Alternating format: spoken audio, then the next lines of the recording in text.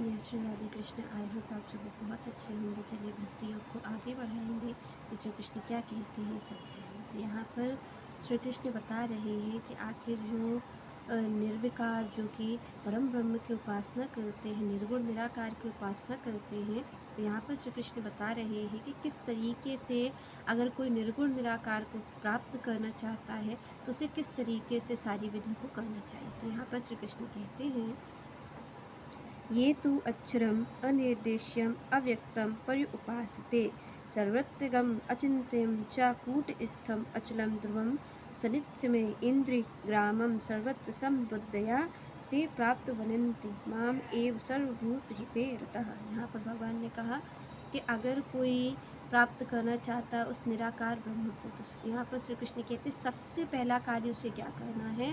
तो सबसे पहले श्री कृष्ण कहते हैं कि उसको अपनी इंद्रियों को वश में करना है। जो उसकी यहाँ पर श्री कृष्ण कहते हैं कि जो आपकी ज्ञान इंद्रियां हैं, जो कर्म इंद्रियां हैं और जो मन है। तो यहाँ पर श्री कृष्ण कहते हैं ये 10 इंद्रियों को और एक मन जो है 11वां, श्री कृष्ण कहते हैं इसको वश में करना है। इसको वश में कर करके श्री कृष्ण कहते हैं उसके बाद क्या है, उसके बाद जब ये वश में हो जाएगा तो श्री कृष्ण कहते समभाव रख करके, एक ही भाव रख करके। कौन सा भाव कि यहाँ पर कौन है जो कि यहाँ पर संतों ने कहा है कि सर्वत्र कौन है, हरि व्यापक सर्वत्र समाना प्रेम से प्रकट हुई में जाना। तो यहाँ पर भगवान ने कहा कि इस चीज़ को वो ध्यान रखे, कौन जो निराकार ब्रह्म की उपासना करना चाहता है।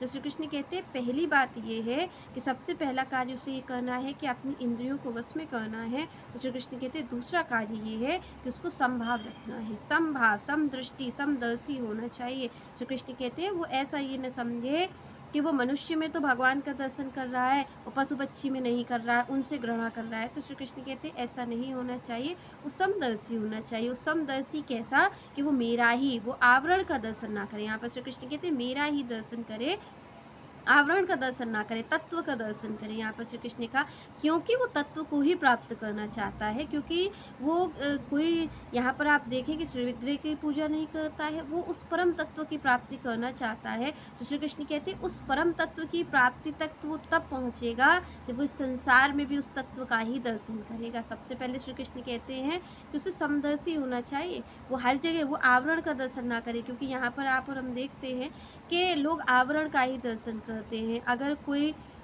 पशु है तो हम उसे पशु की दृष्टि से देखते हैं, कोई पक्षी है तो पक्षी की दृष्टि से देखते हैं, मनुष्य है तो मनुष्य की दृष्टि से देखते हैं। तो मनुष्य को तो भी हम सम्मान देते हैं और पशु पक्षियों को हम सम्मान नहीं देते। यहाँ पर श्री कृष्ण ने कहा कि उसकी नज़र में जो परम ब्रह्म को प्राप्त करना चाहता है, तो श्री कृष्ण कहते हैं उसकी नज़र में तो फिर एक ही होना चाहिए, वो मेरा ही दर्शन करे। वो चाहे पशु हो या पक्षी हो या श्री कृष्ण कहते कोई मानव हो, वो दर्शन एक ही करे, समदर्शी होना चाहिए। और श्री कृष्ण कहता मेरे में, श्री कृष्ण यहाँ पर कहते हैं कि कैसा होना चाहिए, समभाव, समदर्शी। और श्री कृष्ण ने कहा कि एक ही भाव रहना चाहिए, वो अपने मन इंद्रियों को एकाग्र करके वो एक ही भाव में स्थित रहे कि मुझे किसकी प्राप्ति करनी है, भगवान की प्राप्ति करनी है। क्योंकि यहाँ पर हम देखते हैं कि कई लोग निराकार ब्रह्म की उपासना तो करते हैं और वो क्या करते रहते हैं कि उन्होंने कभी कुछ कभी किसी से घृणा करते, कभी किसी से द्वेष करते हैं। तो श्री कृष्ण कहते हैं जो मेरा भक्त होता है, जो मेरी प्राप्ति करना चाहता है निर्गुण मार्ग से,